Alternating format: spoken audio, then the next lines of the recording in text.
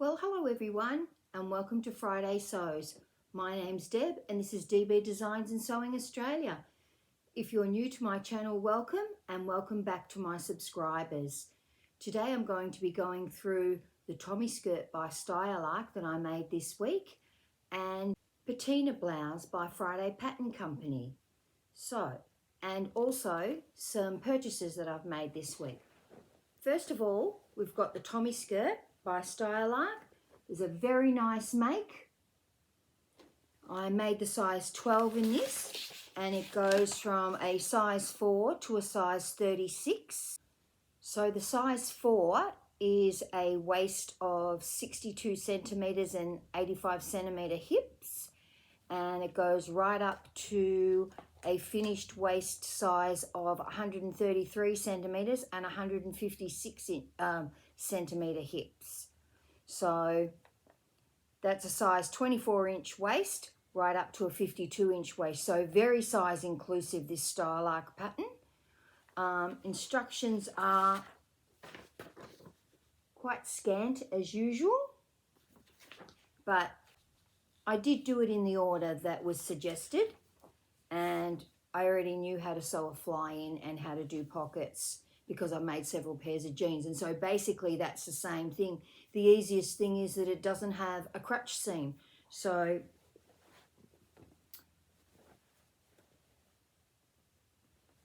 no crutch seam, just a straight seam down the front that is top stitched.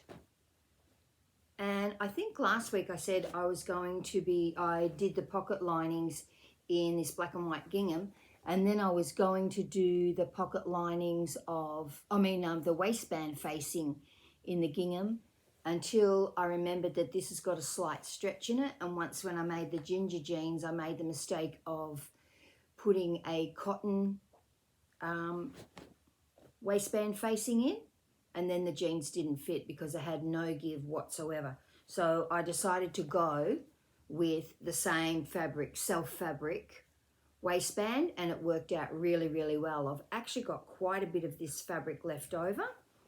It doesn't actually take too much because it was quite a wide fabric, and I think I got it from Super Cheap Fabrics.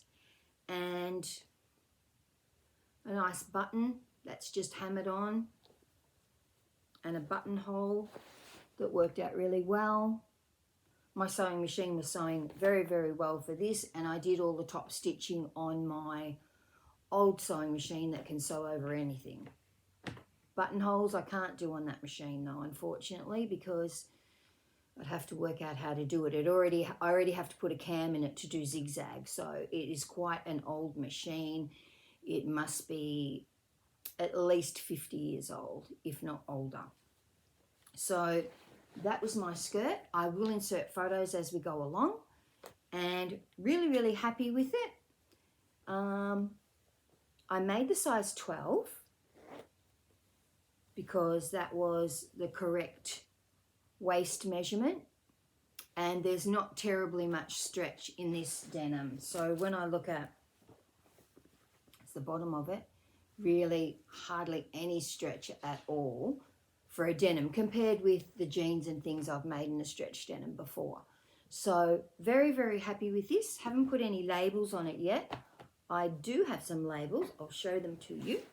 Now the labels I usually put on my jeans or pants are these ones, and they're not leather. They're actually a vegan leather, so they're like a fake leather, but they're really, really nice. And I've probably got one that's a very similar color to the skirt, and it's got like 4 holes, one on each corner, and I usually just hand sew that onto there. So I'll be putting one of those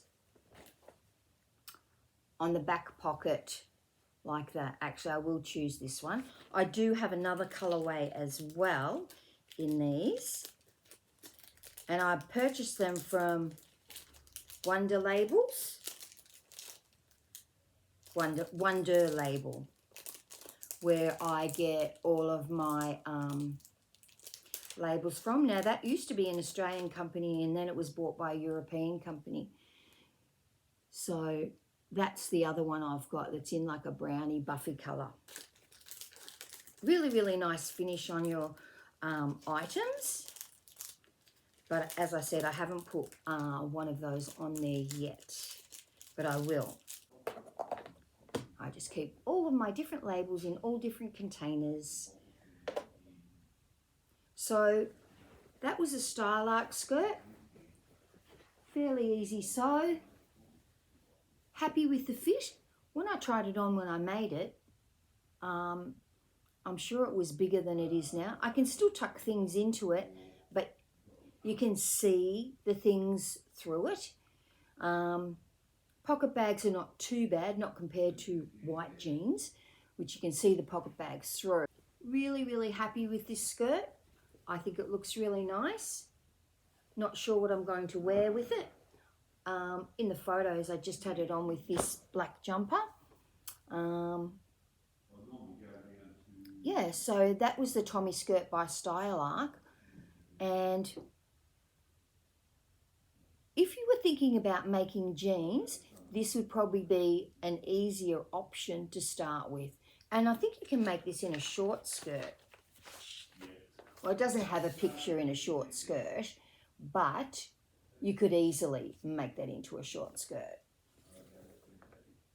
Yeah, so if you wanted to practice doing a fly, it is, I must say, easier to put the fly in because it's not all about the dot, because then the crutch seam has to go underneath. So you just can make the zip to the length that you want. And I used a template that I already have for all of my jeans, and it's a template that comes from a lady called Johanna, I think her name is, and she does a lot of stretch stitching, and she also has got a book on making jeans, and she's got a free pack that you can download with different style pockets, so different style back pockets and different style fly top stitching. And I use one of those, and I use that for all of my jeans. It's a really, really good thing. I'll put a link to that in the description, because it's very, very handy to have a great template that you like for all of your jeans. I do notice that most jean patterns come with a template, but sometimes it's too wide, and so it's not really always to my liking, but I really like that one, so I always use it. So that was my Style Arc Tommie skirt. And the other thing I made this week was a patina blouse. A not very easy to sew patina blouse. This is a second patina blouse I've made, and both times I have used fabric that was difficult to handle. Now this is my patina blouse here, and as you can see, I have got bias binding in the neckline, and it was always, if I couldn't get it to work, I was always going to put the bias binding in it. The fabric, although the fabric feels glorious, it's a Capro Tencel blend, and it's called Wild Style. That's because it's sort of got an animal print on it. And I love the way the fabric looks, and I love the drape of this fabric. It's so fluid and so liquidy. It's just beautiful to wear and beautiful to have on, and I think it looks really, really nice. So very happy with it. But when you're sewing a patina blouse and you have fabric that will not behave, one, because it's really liquidy, and I did cut it out flat on the table with a rotary cutter, so I don't know how it would work out if I cut it out with scissors, because you have to, if the under blade of your scissors is going to go underneath and shift everything slightly, it would be a nightmare. A nightmare, I think it would be, to cut out with scissors. So, really happy with the overall look. And what I did to the neckline was I could not get that to sit flat. So you can see on the inside there, that's the little facing that comes with it. Now I think you're probably supposed to, I'm not sure if you're supposed to overlock the edge of that and then stitch it down, but when it gets to the back of the neck, I cannot get that facing to sit flat, and the facing is so narrow it might as well be bias. So I tried to treat it like bias and tried to turn it under and stitch it down and did a little bit of hand sewing on it and then pulled that out and then thought I am just going to put some cotton bias binding, wider bias binding than I would normally have used, but I thought, oh, I've got this and the colour goes with it. You won't be able to see it. You can see from the photos, you might get a tiny glimpse here and here, but it made it so much easier. So and I love the Patina blouse because I just love the collar. Oh, I made an L, but I only make an M in the shoulders because I find that, one, the shoulders are slightly too wide for me if I don't, and two, the V-neck's too low and I didn't want to lift that up. So overall, just bringing it up a little bit made all the difference. It's not so low that I can't wear it. I didn't do buttonholes in this fabric. I just stitched the buttons on because it pops easily over my head. And I used these beautiful buttons that I got from the Dahlia Sewciety. And they've got a bit of teal in them, got a lot of different colours in them. Very pretty buttons. And with the sleeves, I decided that I was not going to do a traditional split cuff. I actually sewed them as one piece and just put this band on the bottom of it. So much easier. I don't know how I would have gone trying to put a button placket in this fabric. And I don't think it makes any difference. The sleeves are not too long, so I didn't need to make them tighter. I just measured the band and I could easily get my hand through it. I measured the sleeve to make sure that it wasn't going to make the cuff drape down over my hand, and it was fine. And then I just created some pleats until it was the right size as the cuff and sewed it on and hand sewed the inside of it because I'm a bit of a hand sewer. I don't always stitch in the ditch. Sometimes I do, but in this fabric I didn't want to, and I just did a double fold up hem. I was going to do French seams on this, but by the time I'd fiddled around with the neck, this is way before the sleeves are ever put in. So we've got the burrito yoke put on the front. So the fronts are joined to the back, and then you do the collar and the neck and the neckline band facing, whatever you want to call it. And by the time I'd done that, the side of the fabric was so frayed that I thought, oh, this is just going to be a nightmare. So I just sewed probably a 1.2 centimetre seam allowance and just overlocked all those huge shaggy bits off it. And I can see now there's still pieces that are caught in the overlocking, even though it's on the inside. There's nothing on the outside because I bind it. So the whole thing is just all of this fluff. It's like working with the fur. Overall, very happy with the finished product. Very, very happy with the finished product. And I think I will alter the pattern.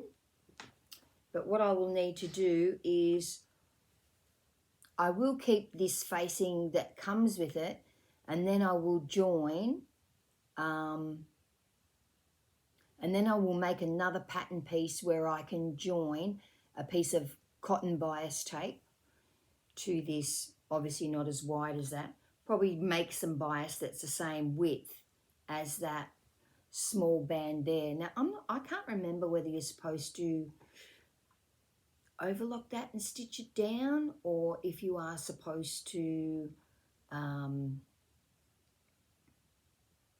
it under. But with this fabric, I didn't want to turn anything under. I needed everything to be sealed up. And the fact is that because it's got such a big collar, you can't see any of that top stitching where I sewed on that bias tape at all. So really, really happy with that. Advantages of a collar. You can hide anything under it and no one will know. So, well, I've inserted photos of this. Love the way the fabric feels, and I've actually got a Cupro Tencel in a pink over in my stash, which I'm absolutely in love with the fabric and keep on touching it because of the feel and that fluidness that you get from it. But now I'm thinking, what will I make with that? Something really easy, maybe just an elastic waist skirt or elastic waist pants, so that it's really easy and it hasn't got a whole lot of fiddly bits where you've got to handle the fabric. I think this fabric did not do well being handled so much. And because I was fiddling around with the neckline so much, I'm sure that's why the open side seams, in hindsight, I probably should have overlocked those first, and then they wouldn't have gotten so shaggy. But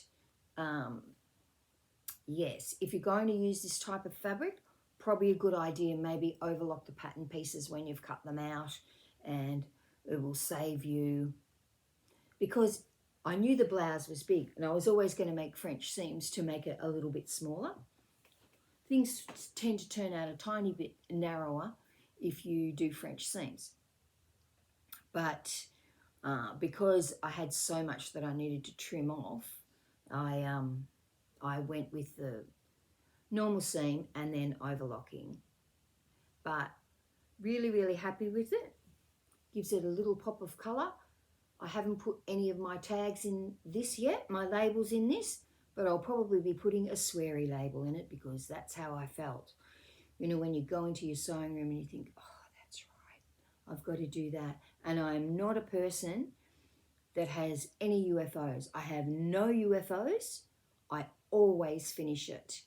So I don't think I'm just going to put that away and never look at it again, put it in a plastic bag somewhere. I never do that. I always finish it. Even if it doesn't fit me or I don't like it, I think who else might like this? And if I can't think of anyone else that it would fit or that would like it, I give it to the op shop because it will fit somebody and somebody will like it. So, or I might turn it into something else. I will reuse the fabric if I can't get anything to work properly. Now, I think I did that on, I think it was called the Annabelle wrap dress, which might have been a style arc pattern as well, where I stupidly made the 16 and it didn't matter what I did to it, I could not get it to fit, and it all just like was gaping in the front so badly that in the end I took the skirt off and I made one of the little girls, a summer dress in the fabric because I really liked the fabric. It was such a shame. So I've never attempted that pattern again. One day I will go through all my patterns and get rid of ones that I'm never going to make again. But that was the Patina blouse. Very happy with the end product. Just a bit of a trial to get there. So what else have I done this week? I have purchased some patterns. Now I purchased the Friday pattern Donny shirt. Now I got a 25% discount on this through the Dahlia Sewciety bespoke box. I think it was called Into the Wild. I've already done a vlog on that, so that had some beautiful fabric in it and some magnificent buttons. Wow, such cute buttons that I'd never seen before in it. And the other thing I bought was the Helmi Blouse, And the Helmi Blouse is by Forget Me Not Patterns. And it doesn't have buttons, and it has a Peter Pan collar. Very interested in the Peter Pan collar. Think I might make the fabric from the Into the Wild box. Now the box may be called Wild at Heart. And so when I knew it was that, I knew it was going to be an animal print fabric. And I do not have any animal print items except for this. And that's really the same colour, just an embossed pattern on it, I suppose. And so Into the Wild fabric is this. It's absolutely gorgeous, and it's like a twill. So when you look at it, you probably see that it's got a twill running through it. I always find twill really nice and warm, and it reminds me of the blouses that my mother used to make me. Or she probably made the 5 of us those sorts of blouses with a Peter Pan collar, and you wore it with a tartan skirt and a hand knitted jumper. That's what we wore to kinder when we were kids. So I'm going to make the Helmi Blouse in this. Who knows, I may be able to get a Donny out of it as well. Or I don't think my grandchildren would wear blouses with a Peter Pan collar, because kids don't really wear that sort of thing anymore. And the other thing I did was find a photograph of the fur jacket that my daughter wants for her baby's birthday when she's turning 1, which will be in August. So I've got that, and I'll make a mock-up one first to make sure, because she wants a white fur jacket for her, more fur. And the other thing I got was also from the Dahlia Sewciety. I got this cotton rib knit, because I'm going to make the Marlowe short, they call it a sweater, but it's a short cardigan, a button-up cardigan. And the other one I had that was a vest I gave to my girlfriend, and it had some really nice metal buttons on it. And I know that I bought those metal buttons that's on what is now my girlfriend's cardigan at the op shop. And so I was looking for some, and I bought these off eBay. So they are actually metal, but they're a bit lighter weight compared to the other ones that I had, which were a bit more of like an admiral's button or some sort of nautical officer's button that probably came off a blazer, I suspect. So I bought that. The other thing I bought was from Potter & Co. Whoops. That's just, looks like a packet of lollies, but it's actually some thread.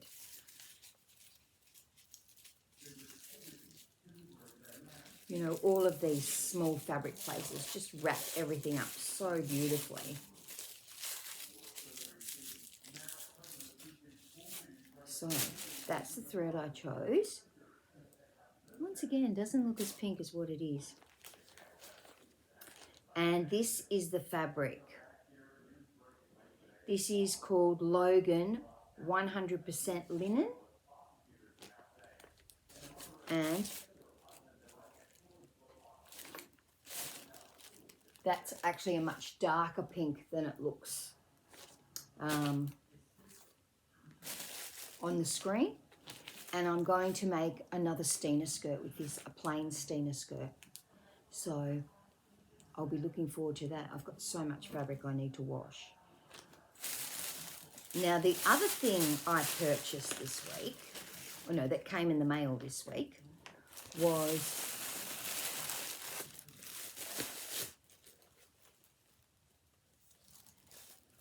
the Bridgette Dress pattern by I think it's Cousette. I think that's how you say it, Cousette. It's French. And all of the instructions are in French. So this morning I have translated all of the instructions. It really did help me with my French. And it's really big. I've printed it out really big so I can see it easily. No midget writing to be trying to look at and change pairs of glasses and all that sort of thing. Now, I've not bought one of these patterns before, a corset pattern. And you actually get the full-size AO pattern sheets. There's no, I probably will trace it off, but you wouldn't have to. If you're a cut straight in person, you would be able to cut straight into this. So that would be really interesting. I cannot find anyone else on the internet, anywhere, that has made this dress. Obviously the producers of the pattern have made it, but I can't find any tutorials. I cannot find anyone on YouTube. Even if they were speaking in French, that would be fine. But I cannot find anyone. So that will be a bit of a test. So looking forward to that make. I think it will make a really nice, I didn't show you the line drawing. I think it will make a really nice winter dress. Now that's the dress, and it's sort of got pinch pleats in the front, and I couldn't find a photo that showed you what the back was like. I assumed it had pinch pleats in the back, but then did it have it looked like it might have had a tie, because every photo of someone in it, the fabric is quite patterned, and so you couldn't tell whether or not what the back actually had. You could tell it was drawn in, couldn't tell how it was drawn in. So I will show you the line drawings. This is the front and this is the back. And you can see it's got sort of a shawl collar. Now, what I found interesting was the pattern piece for the shawl collar. Now, I'll show you that pattern piece because, so you see in the top is the front. And so this pattern piece goes up like that and creates a facing inside that shawl collar. So that's why I really wanted to translate the instructions, because I thought, I don't think I've ever made anything that was constructed that way. So I decided that I would translate all of that, and so I just got on my computer and typed them all out, and the translator translated them, and I just copied and pasted them into a Word document and printed it off. So that's what I did with that pattern. Very interested to use it. But the best thing about it was, and I didn't know when I bought it or not, if it'd be a full AO sheet or if I'd have to trace it off, you know, because it was overlapping like some other European patterns, but it is full AO sheets, so that's a really good thing to know. And the fabric I got to make this is called Atelier Jupe Winter Flowers. Now, I already knew what this fabric would feel like when I bought it, or when I saw it online, because it's the Atelier Jupe Winter Viscose, and so that is the same as the Stina skirt fabric that I used. And so I knew it wasn't a really, really thin viscose. It actually has much more body and much more weight to it than what I would call a summer viscose. So that's the pattern there. I think that'll make a beautiful winter dress, and looking forward to making that. And now I've just got 50 pieces of fabric I need to wash so that I can get cutting out.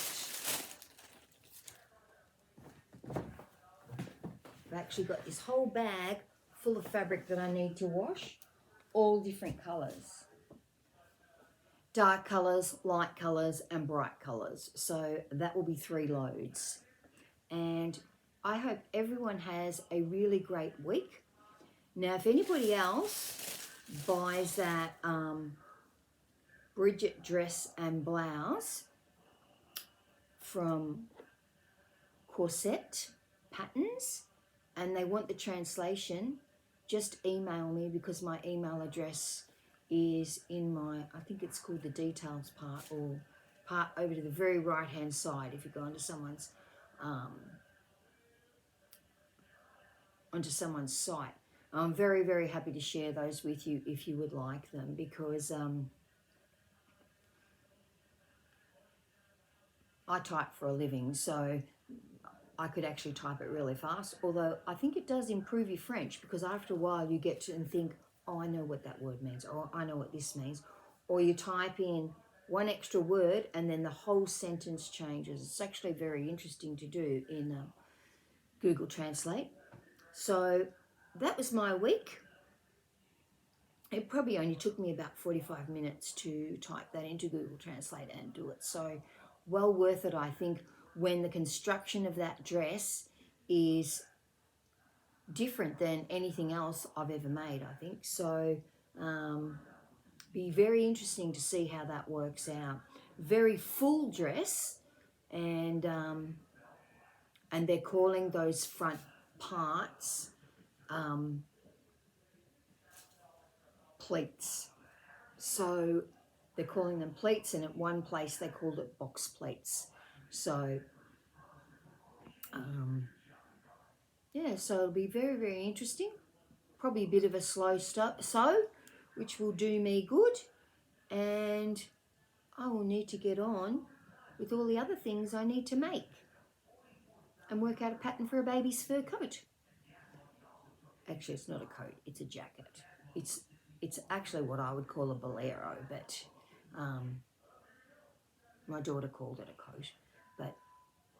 And I don't have to worry about fastenings and all that, because it just ties up with a ribbon, which will be very easy to do. Just hand sew some ribbon on, or I could put it in the seam. I will line it with something nice, but I'll probably, you know, afford to buy a heavy satin lining for it that's really nice, because it's not going to take very much fabric. Seriously, 1/2 meter is easily going to do a size 0 jacket. It will be. She's only turning 1. She would only be size 0 at the most. So I'll let you know how that goes. And please like and subscribe. And I will talk to you all next week. Bye.